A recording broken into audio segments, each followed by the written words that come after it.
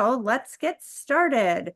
Hello and welcome. Thank you all for joining. Today we are going to be talking about the CCSS v9.0, which we're very excited about. We've done a couple streams on this, but it is a big deal and there's a lot to talk about. So it's not important just for those on this call, but the crypto industry as a whole. The cryptocurrency security standard has been around for over a decade, and it is making the crypto space safer. So this standard's all about private keys, key material, and we're going to talk about the hundreds and hundreds, and I believe over 1,000 updates to the standard. But don't worry, we're not going to actually talk about every single one of them, but we will get into some of them. So I'm Jessica Levesque. I'm C4's Executive Director, and we've got 2 members from our CCSS Steering Committee, and then 2 of our CCSSA Advocacy members. So let's start with introductions, and then we'll do another short intro about what we're going to be talking about, and then get into the meat of it. All right. So,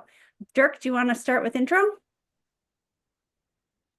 Yeah, hi, I'm Dirk Anderson. I'm the chair of the CCSS committee here at C4 and also a member of the Certified Bitcoin Professional Committee here at C4. Been working with C4 since about 2019, trying to help with education. And I'm just mostly here today, actually, to support the folks from our extended community who have participated in the improvements of the CCSS in this last update. Thank you, Dirk. Mark? Hi, I'm Mark Christianis. I'm a CCSS Steering Committee member as well as Dirk, and I'm also a CCSS auditor. And I helped audit Fireblocks to become the first certified system in the world. So that was pretty exciting. And I also am a contributor to the standard as well. So I helped work on this update to version 9. Awesome. So we couldn't do this without our committee members, but we also couldn't do it without the community at large and auditors. So we've got Will from Halborn here. I just did your intro by accident, but why don't you give a background on how you got into security and auditing? Awesome, sure.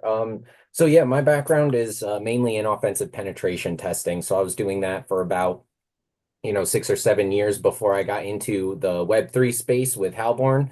And I've been doing that for the last going on 3 years. I'm a CCSS auditor, and I've also performed a successful audit for Thalos to get them certified. So glad to be here.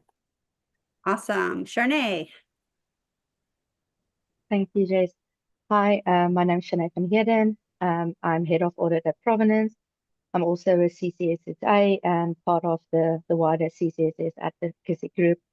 Yeah, background, internal audit, security audits, and then moved to Provenance where I got into the digital asset space. Awesome. Thank you guys all for being here. It really does take a community to build an open standard that is free for everyone. So we appreciate you at C4. And I think the whole community does too, because we really do need people that are focused on improving security in the space, and you all are instrumental to making that happen. So thanks for being here. Thanks for watching.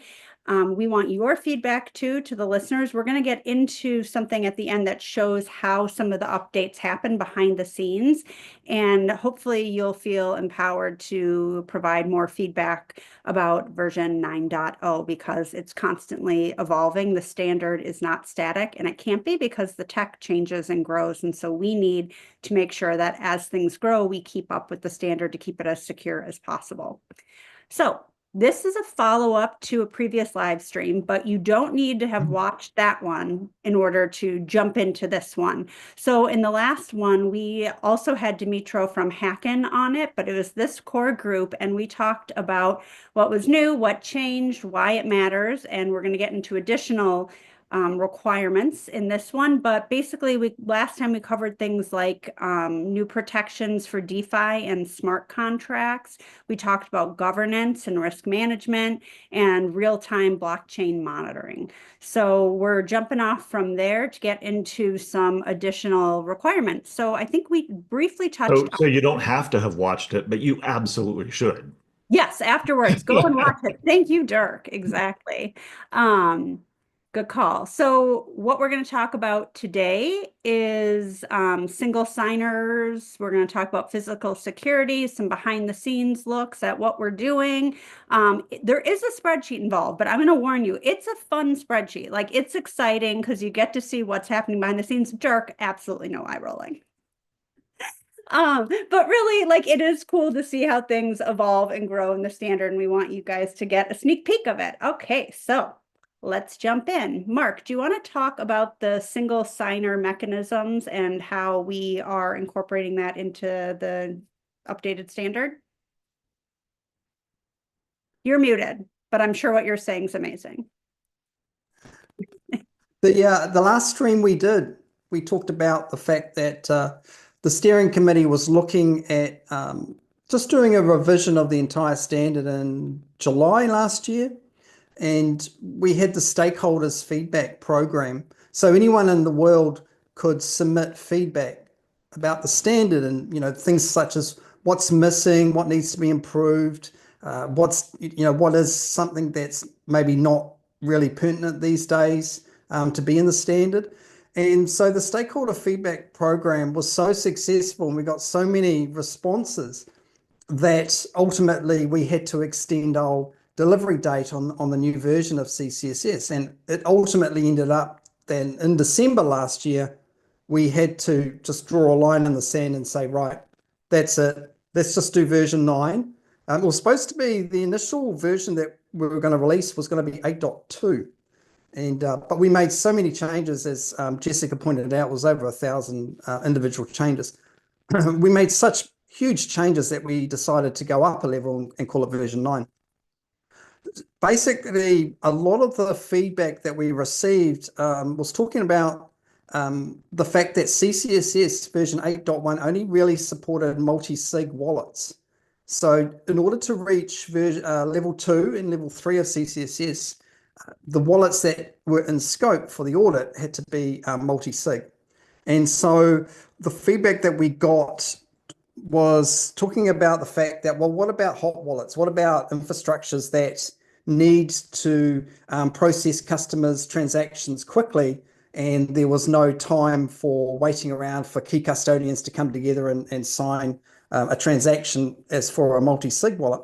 And so the steering committee sat back and said, yeah, I mean, realistically, this hot wallet, single sig wallets are used everywhere in the architecture, and there's enough technology and security controls available these days that you could effectively reduce the risk of having a single sig wallet in your environment if you just acknowledge the risks and then treated the risks accordingly. So we came up with the fact that we were going to support single signature wallets or mechanisms in the version 9 of the standard. And instead of calling things such as single sig wallets and multi-sig wallets, we really wanted to future-proof the standard. So we removed the terms as much as we could, wallet, and replace it with mechanism, because sometimes the signing of a transaction is not done at the wallet layer or so forth. There might be other parts of the stack that actually do the signing. So we now have multi-signer mechanisms, which is multi-sig wallets. And then we also have the support for single signer mechanisms as well. There is in the requirement to use a single signature wallet, we've provided criteria that you've got to look at. For example, you need to do a risk assessment in order to actually ascertain really how risky it is to put a wallet in or a mechanism in that only requires one signer to sign the transaction, and a few other bits and pieces as well. But yeah, I mean, it's a pretty big change. Yeah, it really is. It is significant. Thanks for pointing out that we changed it to 9.0 when it was originally going to be 8.1, because I don't think we'd mentioned that previously. So, yeah, first update we wanted to cover was the multi-sig not being the only option now, as long as you have done the risk management side of things and assessment. Single signer is available for level 1, I believe, only. And let's get into the next requirement that has been added. So this is a new requirement addressing physical security controls. So Will, do you want to get into that a bit? Or I could talk about that a little bit. So yeah, in the old standard, this in version 8, we didn't have specific requirements for access controls on keys, but they were important to add. I mean, probably for obvious reasons, right? You don't want somebody with the ability to just access keys without at least requiring some kind of, form of authentication or authorization, right? So things like access controls, IAM or, username passwords, two-factor authentication, storing things like an HSM if your private keys are in an HSM, storing them in a secure locker like a cabinet or, something that locks. These are all kind of just to build on that security from the perspective of accessing these keys, right? So I Yeah. know we had some case studies. Did you want to get into them, or did anyone else want to kind of jump in? I would just add to that. I think, some of this stuff was implied in the old standard, but it wasn't called out explicitly. So when doing audits, one of the things we wanted to make sure that we did is that that these critical security items were more explicitly called out. We'd say things in the other one like, about security of the keys and protecting the keys, and there was kind of an assumed, hey, you've got to have good physical security and people shouldn't be able to eavesdrop on you generating new keys and stuff like that. But it just those sorts of things weren't actually kind of called out specifically. And that's really what we've added here in the new version. Yeah, one real quick thing. It was interesting when we were talking about this in a call last week, we were talking about how there's so many different new technologies added to old technologies, things like, okay, a vacuum. You wouldn't think a vacuum could give away information, but as Will pointed out on a call last week, if you've got a Roomba or iRobot or whatever, it tracks your house. I don't know if you have anything to say about that or some of the other examples, but there's ways that information can be leaked that maybe people wouldn't be thinking of as a security gap. Yeah, to kind of just continue down that road, like the Siris and the Google Homes and stuff like that. These devices, they're marketed as they make your life easier, right? You don't have to even access a browser. You could just talk to this thing. But the thing they don't actually mention in the marketing is the way they work is they have to listen all the time in order to be able to pick up on the keywords that they can respond to. Right. So I know a few years ago, I think I was telling this story last week, but a few years ago, Siri was one of the culprits of what they were doing is it was listening in on private conversations and actually sending the conversations, recording them and sending them to friends on their contacts list. Now they found out because the friends called them back like, hey, your Siri's sending us all your conversations, everything you're talking about in your kitchen right now. So you should shut that off. So these are just kind of the things that, Jessica was just mentioning. You buy these devices for convenience or, ease of use, and then they end up kind of hurting you from a security perspective.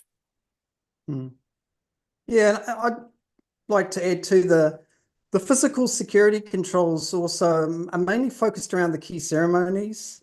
So like if you're creating a cold wallet in your organization, you really want to make sure that where you're actually doing this key ceremony is in a secure physical environment. For example, you need to make sure that the CCTV cameras aren't pointing in the direction of when you're entering in seed phrases or recording seed phrases and so forth.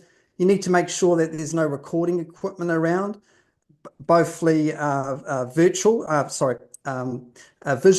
auditory, and also electrical as well, recording electrical pulses coming out of computers. Other things that we've included is ensuring that all the tools that you use to create the key material, such as laptops, hardware devices, and so forth, they're all patched. And also importantly, that there is no tampering visible. So if you've got your key material in a locked cabinet or a locked box, you should actually inspect that box to make sure that it hasn't been tampered with. So there's a whole lot of requirements around the physical aspects of key creation and key management. So that's, again, another big addition to the standard. And maybe just to get into a little bit more into what a key generation ceremony is, if likely there are some people in the audience who aren't familiar with it. But basically, it's like a formal process that you follow to ensure the highest level of security around the keys you're creating, right? As Mark mentioned, some of the most obvious things are like the devices you're using for the ceremony. Another thing I wanted to add on top is like you want to make sure you buy these devices directly from the vendor, right? And this is kind of to reduce the risk of like a supply chain attack, right? If you buy something from Amazon or eBay, there's no guarantee that you or that device was not compromised before it was sold to you, you see? So that's why it's a good idea to keep it like, buy directly from the vendor. Mark mentioned a secure location. That is an excellent suggestion, right? That's something that is required for a secure key generation ceremony. And some things to kind of consider around that is if you're using a wireless device, right? You're using a laptop to connect to the internet to maybe download some required software. Can people from outside or wireless devices from outside, reach inside to where your key ceremony is happening? These kind of risks you need to, be aware of when you're trying to generate these really sensitive type of keys. So And I'll pause there. Go ahead. No, I was going to say, and I think risk there is the again is as always is kind of the appropriate evaluation, right? A Risk lot of assessment. folks, right? I mean, if you have a crypto Bitcoin wallet on your phone that you keep, a couple $100 in, the key is on your phone. It's stored, it's connected to the internet, but the risk there that you're, potentially losing is $200. Sometimes some of the things we start talking about, like, using Faraday cages and rooms that are tempest sealed so that people can't like read those electromagnetic waves and that sort of thing starts to sound like we're dealing with missile launch codes or something. But if you're dealing with tens or hundreds of millions of dollars of other people's crypto, like like a custody company or something like that, it's actually really, really important. And you have to get nitpicky, right? Like Mark said, you don't want your CCTV cameras that you've got there for security pointed at the systems that are being used to generate the keys, or recording the passwords that are being used to encrypt the keys. But you also don't want people carrying in, wearing their Apple Watch in, or cell phones, or so you have to get kind of nitpicky about these things when you're dealing with those higher risk type environments. And that's always been kind of the approach of the CCSS with its three levels as well, right? Is to try and address different types of environments and the different risk needs of those environments. Right. One of the examples that we were talking about another time, and I just think is interesting, is let's say you do everything right for the seed creation generation, and this is obviously extremely important, but the next step is also important. So like it all builds up. You're only as strong as your weakest link. So if you do all of the things we just said correctly and do what this streamer did recently, Will, do you want to give a rundown of what I'm talking about? This is the streamer who lost money because of their screen sharing. Yeah. So this one is a very interesting story. So the dude lost about $100,000 worth of crypto.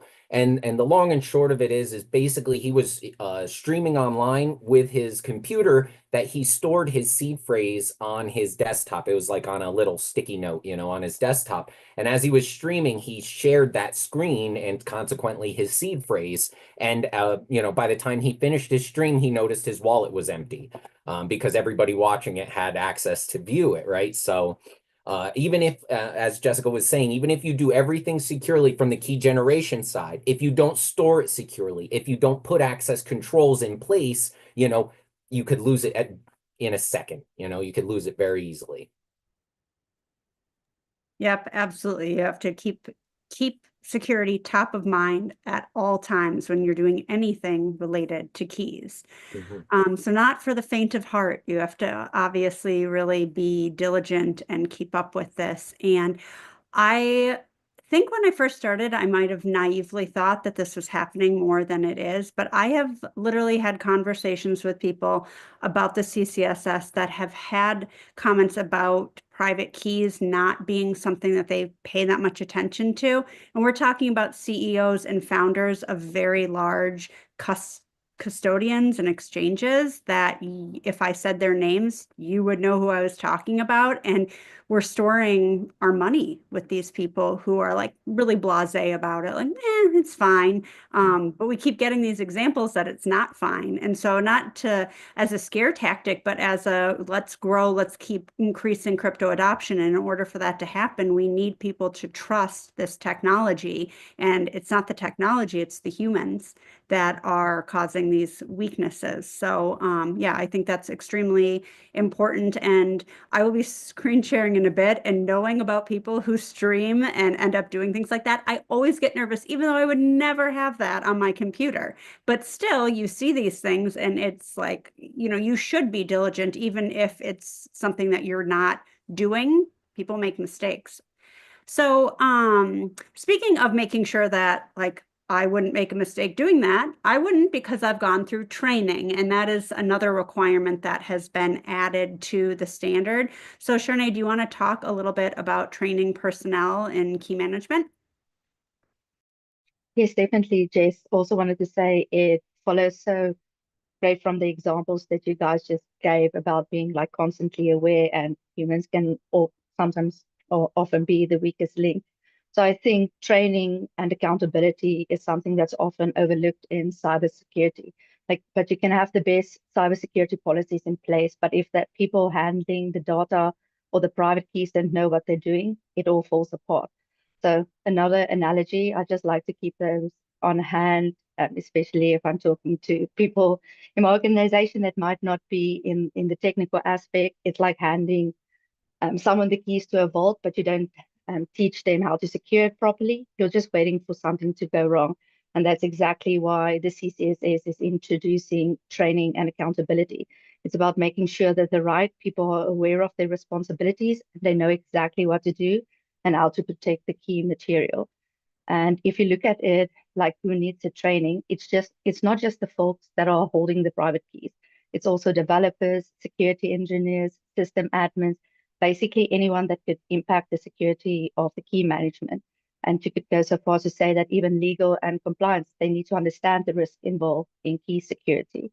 So the standard, the new requirement that is added says that the training needs to happen when the people are hired, before they get access to the key material, and annually to keep their knowledge fresh. That might sound a bit excessive, but imagine a new employee is given access to a private key, but they've never been trained on, for instance, phishing risk. All it takes is one fake email, and suddenly attackers have access to critical assets or data. So that's why CCSS is making training a must-have and not just a nice-to-have. And then we can also move on to the responsibility regarding that. And that's why key management responsibilities and executive management accountability has also been added. It just takes away that factor of I didn't know or I didn't realize that was important. A documented acknowledgement means accountability is clear. And then executive management accountability, that's something I think we also touched a bit on in the previous live stream, comes back to governance. Security starts at the top. It's not just about the technical staff. A senior executive must formally acknowledge their responsibilities for system security, because security isn't just an IT problem, it's a business problem. When leadership understands the risk, security gets the attention and resources it needs. So again, CCSS takes together that bigger picture. It's not just technology people as well. A well-trained, accountable teams means security controls aren't just in place, they are actually followed, and it's happening like it's supposed to. So I'll just leave it with that thought, saying like the more informed your team is, the stronger your security will be. I don't know if anyone wants to add on that.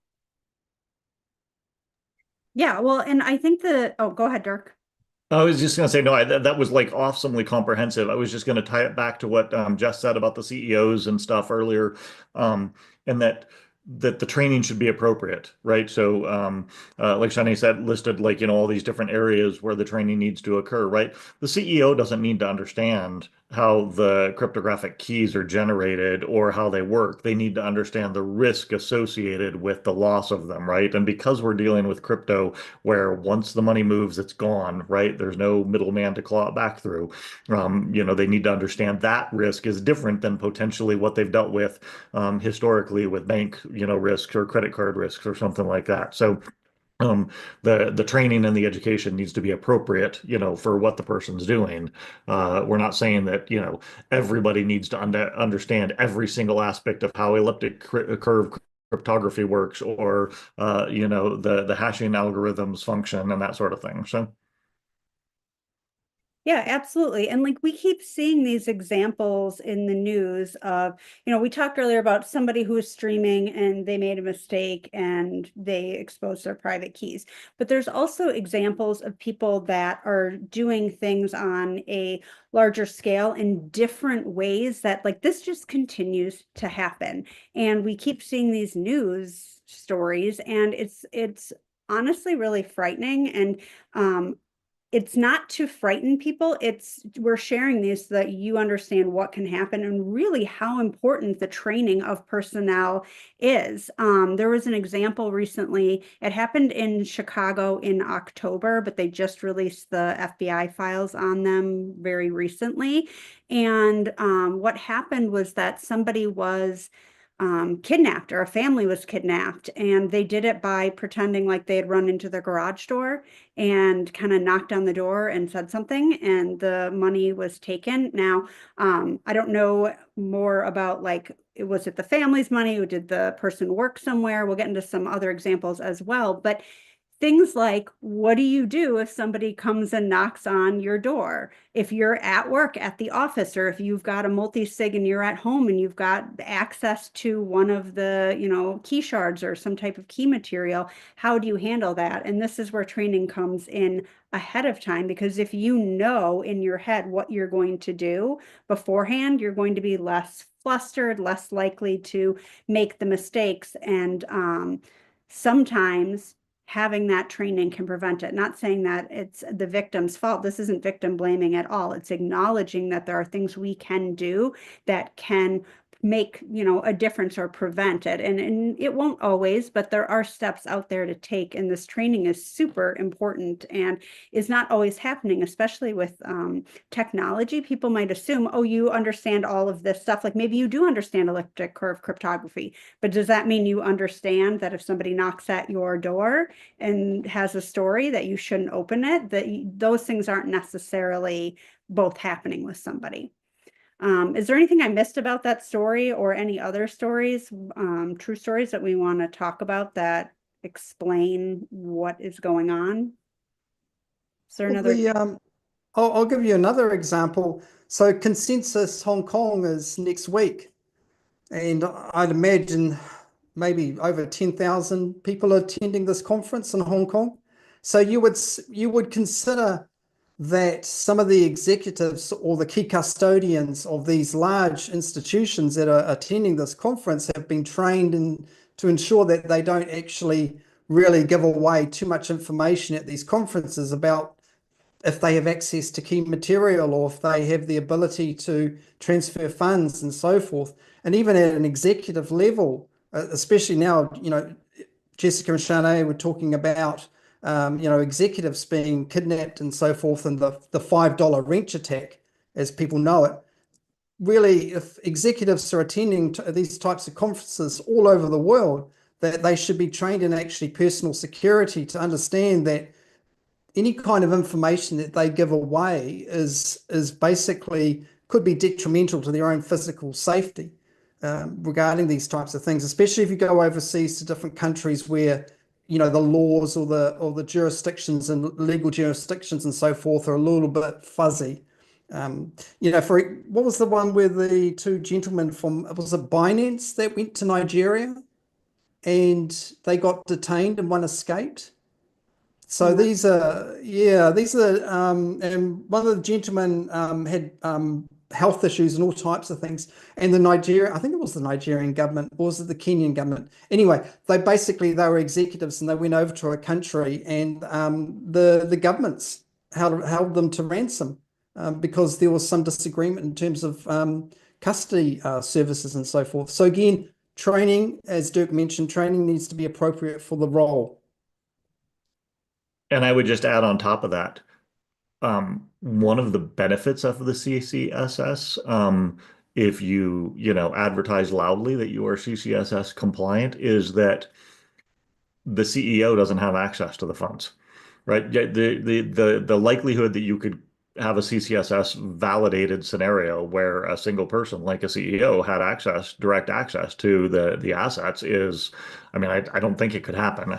I never say never, but again, right? It's planning this stuff from the ground up. The CEO shouldn't have unilateral access to any sort of assets. That way you also don't lose them when they die in India or whatever, right? So um, the the whole point of the CCSS and the structures, the rest of the controls in the CCSS are to prevent that sort of thing from being a valid attack. And that literally, if is well advertised, makes everybody that works in a place safer because they know that they're not going to get access to the funds, through some individual.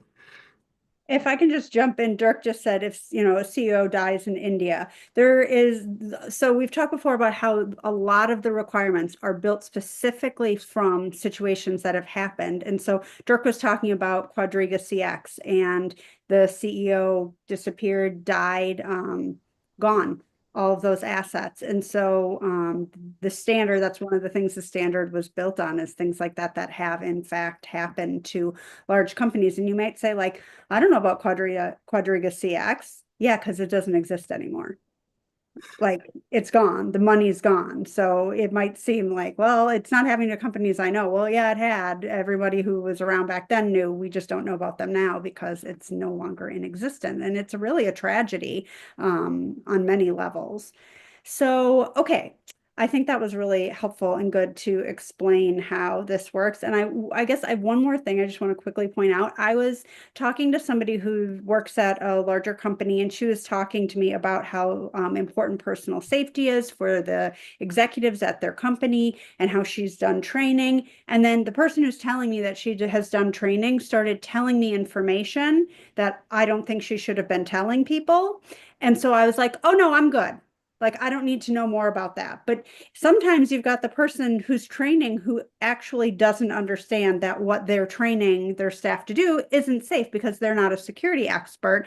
They're in some other department coming in to help with the training. And so that's one of the things the CCSS does, is has this third party who is knowledgeable about what this should look like coming in to evaluate to make sure that that type of thing is not happening. This company was not, it is not, CCS certified, doesn't have a certified system. So rest assured that it's not one of the systems that we have certified on our website. So why don't we move into the next thing, which is service provider management, which we talked about a little bit in our last stream, but I think we're going to just quickly go over it and give some more examples of things that have happened. Yeah, I think this is one of the really critical ones because it's so often is found to be either the core fault or a related, issue in the breaches and compromises that get investigated.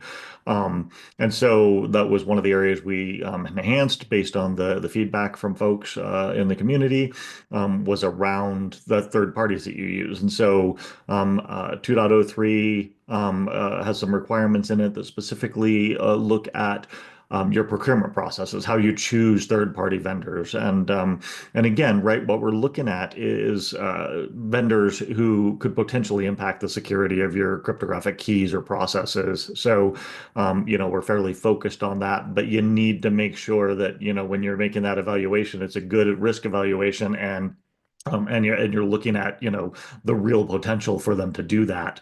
And so it requires that you evaluate them before you use them. It requires annual review of them, and the goal is to make sure that anything they're supporting you in, they're doing in a CCSS compliant manner. That doesn't mean that the vendor has to be CCSS validated, but if they're managing some piece of your CCSS, controls, that they are doing that in a CCSS compliant fashion. And again, the reason we really kind of focused in on this time is because of the history of it, right? There was a couple of years ago, there was a massive breach in SolarWinds. This was, I guess, more than a couple of years ago now. It was like 2020. They were actually breached, I think, in 2019. But then what the hackers did was they inserted code into the updates of the SolarWinds code. For anyone who's not familiar with SolarWinds, it's a huge IT monitoring and network monitoring software company, right? So they provide the software that large companies use to, and small companies, but large companies use to monitor their network devices, their routers, their switches, all of these things. And so the hackers inserted malware code into that, and that got pushed out to all these customers of theirs.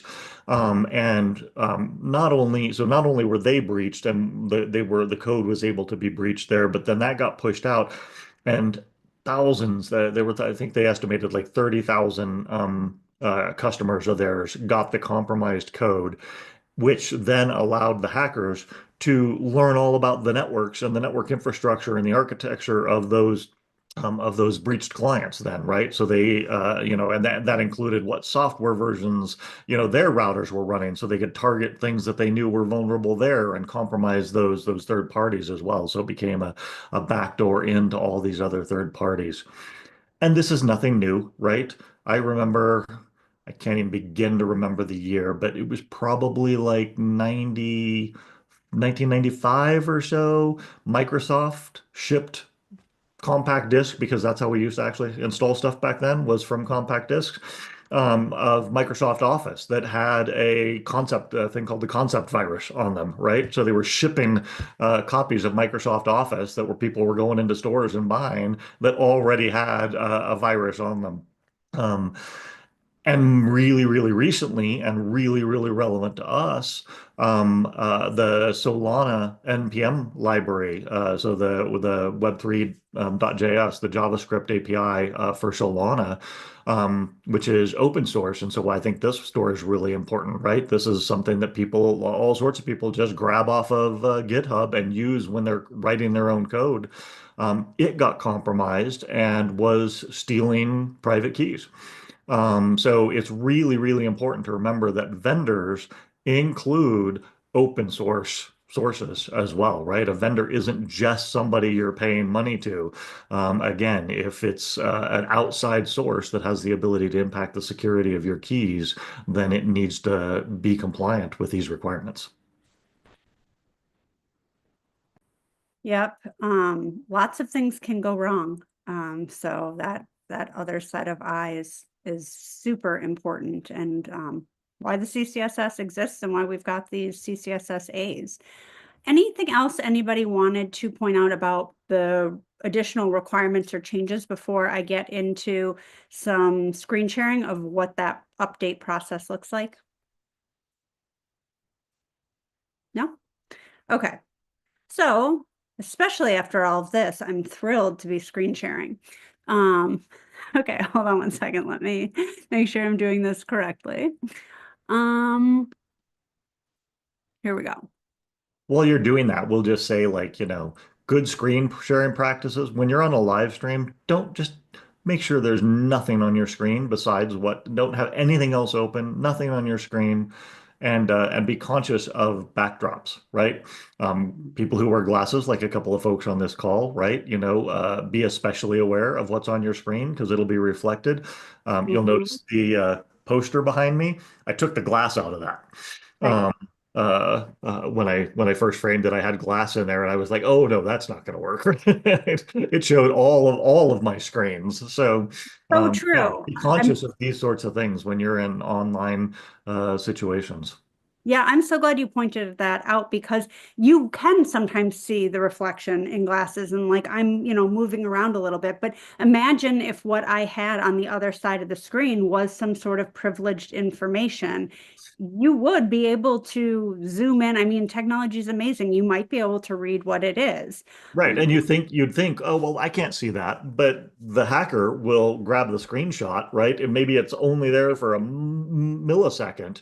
that's long enough to get recorded, and they'll blow that up and zoom in on it and figure out what it actually said. So Absolutely. Be boring.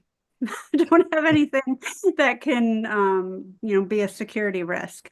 Okay, so that being said, let's get into kind of what's happening behind the scenes with the CCSS. So this is not the actual spreadsheet. I copied it so that I could redact some information with people's names on it that was shared, just again to make sure that we're being transparent, yet ensuring that we're not risking somebody's privacy or what they've shared with us, giving their name out. So let's start with stakeholder feedback. So this tab or this spreadsheet in general, you can see has a ton of tabs at the bottom.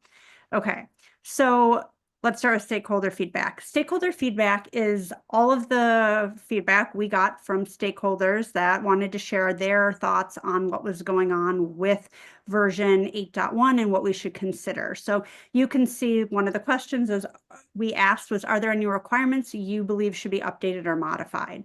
And so somebody responded talking about multi-sig, some other things, but then they asked about checking references, identities, background, how does it work?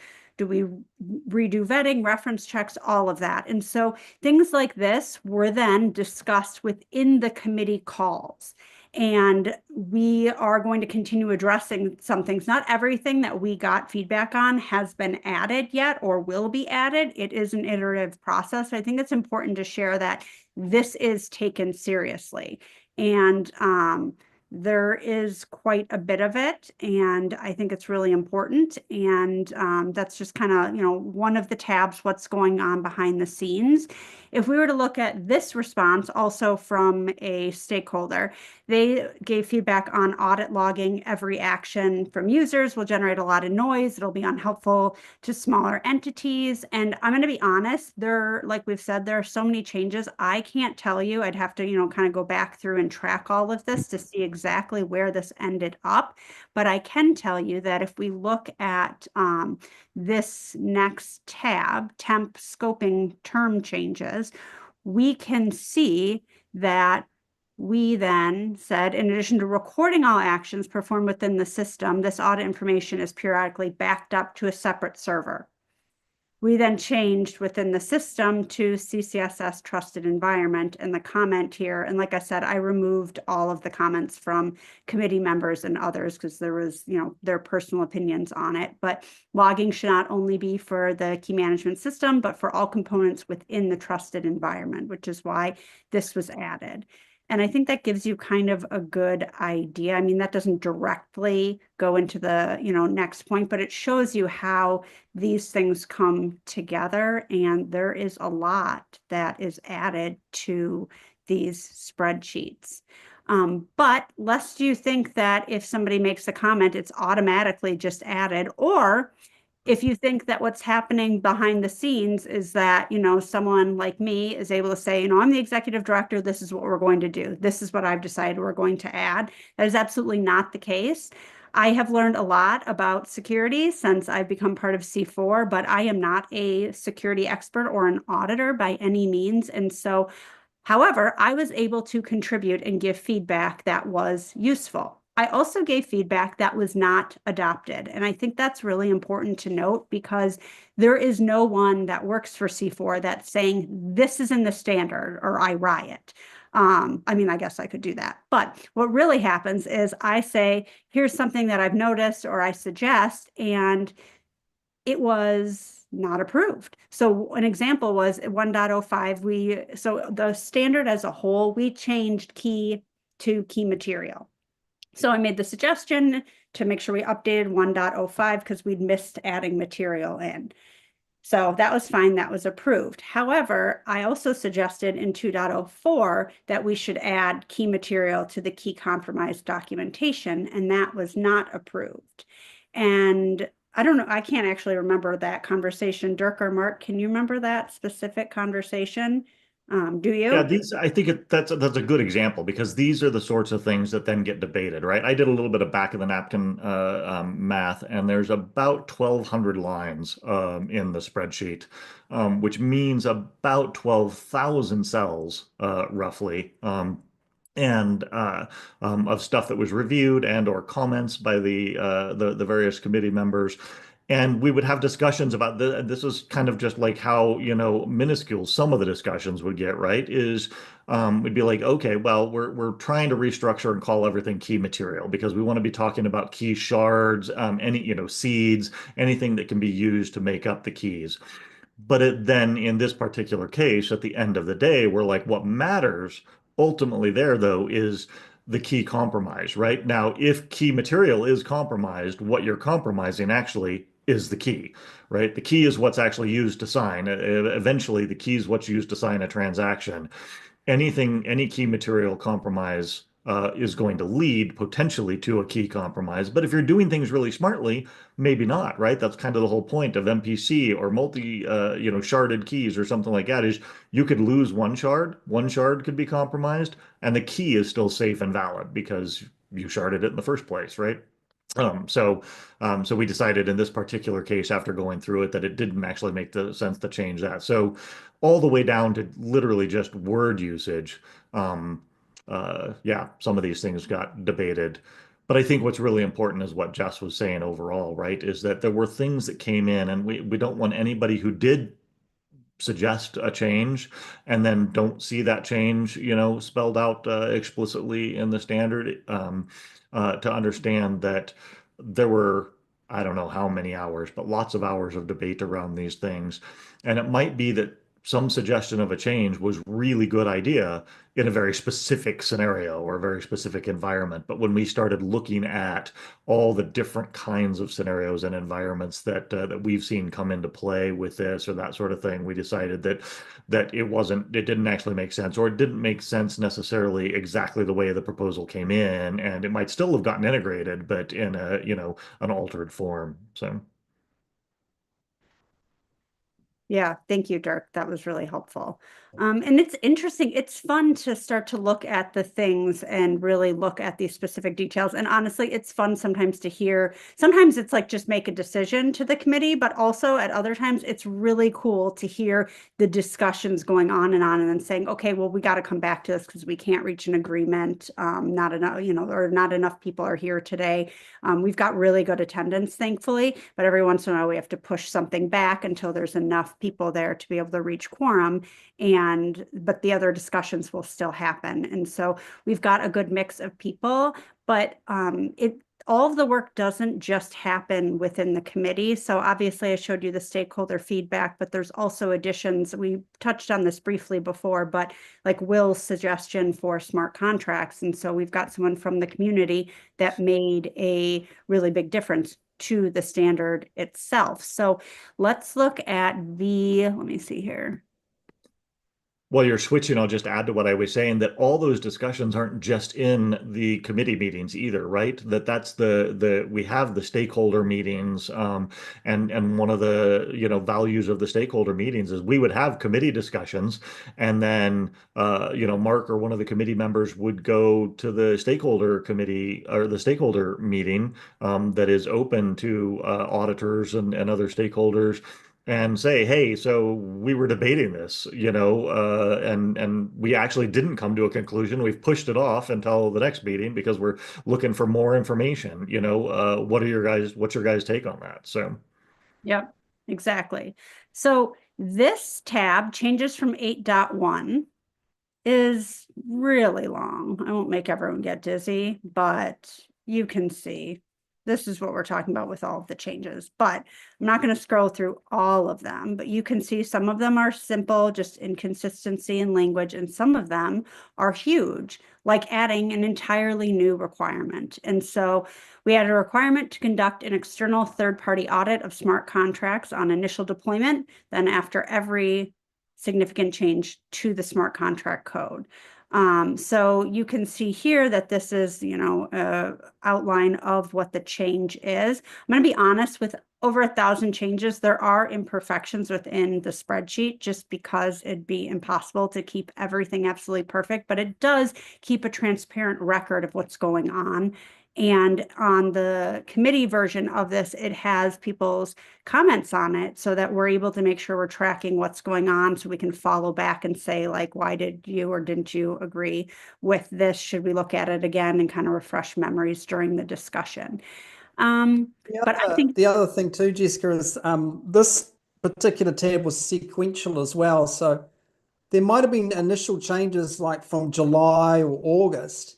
And then as we progressed through the standard, those changes got overwritten with something new. Like we moved an entire aspect from, operations back into key cryptography category, right? So right. the more you go down, the more accurate it is, because obviously some of these things were overwritten from when we first started off. So I mean, I remember that at the top we were referring to one aspect by its number for changes, but then we decided to move the entire aspect from one category to another, which meant that all the numbering system was wrong because we had to renumber the Yeah. aspects once we started moving them around. So yeah, there is inconsistencies. The higher up or the earlier you go, and then it gets more reflective of what's currently out there. The more you go down to the more recent changes. Yeah, that's a good example. Number updated from 1.04.6 to 1. And we'd have to go through to see because, this goes on and on and on. But I do think it's a good way to show how much work really does go into the standard. And, we're tracking it based on here. We started in July. We're now in October. We're moving down, just keeps going. So anyways, I'm not going to force everyone to continue to look at the spreadsheet, but I do think it's really important that we recognize that the collaboration that we talk about exists and the hard work that we're saying happens is actually happening, and it is done through community involvement. And I think it's pretty spectacular that that is how it comes together. Anything else that we want to address before we say goodbye for today? I would just like to take a moment again and say thank you to the community for that, right? Spelling all this out. Thanks to the community members who have been on the advocacy calls. Thanks to the community members who have joined us on these live streams to talk about the stuff. But most of all, thanks to the constant input and remind everybody we're in that 90-day cycle. I don't know how far we are into it now. We're probably about getting close to maybe halfway now. Probably not. Halfway, yeah. Review period. You can go to the C4 website and see all of the updates and review them. So we are, continuing to look for feedback on anything, any bugs or anything that might have worked their way into the language or that sort of thing. So, Yep. thank You you notice a so much typo? to the folks. Yeah, thank you. If you notice a typo, nothing's too small because we update those and change them. And in a standard this size, there are going to be things that we find. And as Mark knows, I was looking at a different standard that is very well recognized by the world. And I found a typo and I was like gleeful because I'm like, these standards have been around for 20 years. They've got typos and mistakes that can crop up. And it made me feel better because we're a small team that's doing all of this work and crowdsourcing information. But we really do care about it and make the changes that we see fit as it comes along. I'm saying we see fit, but the committee sees fit. And I think you guys now have a good idea of what that looks like.